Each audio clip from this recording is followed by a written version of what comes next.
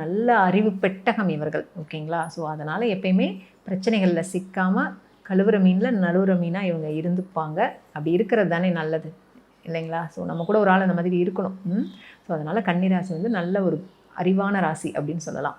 இந்த ராசியில் இருக்கிறவங்களுக்கு இந்த மாதம் எப்படி இருக்குது அப்படின்னு பார்த்திங்கன்னா, ராசியிலேயே சூரியன் புதன், இந்த சூரியன் புதன் இருக்கிறது என்ன ஆகும்னா கொஞ்சம் வந்து மன சஞ்சலத்தை வந்து ஏற்படுத்தும். சரிங்களா?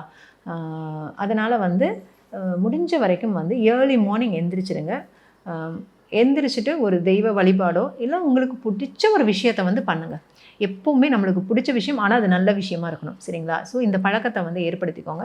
எழுந்த உடனேயுமே உங்களுக்கு பிடிச்ச ஒரு விஷயம், அதை செஞ்சால் நீங்கள் ரொம்ப சந்தோஷப்படுற ஒரு விஷயத்தை வந்து கட்டாயமாக செய்யுங்க. ஆனால் அது வந்து ஒரு நல்ல விஷயமா இருக்கணும். அது உங்களை ஒரு படி முன்னேற்ற மாதிரி விஷயமா இருக்கணும். ஸோ அதை ஃபாலோ பண்ணுங்கள். 2ஆம் இடத்துல செவ்வாய் இருக்கார். ஸோ 2ல் செவ்வாய் இருக்கும்போது என்னாகும், வார்த்தைகள் தடிக்கும். சரிங்களா? ஸோ கொஞ்சம் கோபமான வார்த்தைகள் வரும், உங்களை மீறி அது வரும். அதனால் அதில் கொஞ்சம் கவனமாக இருங்க.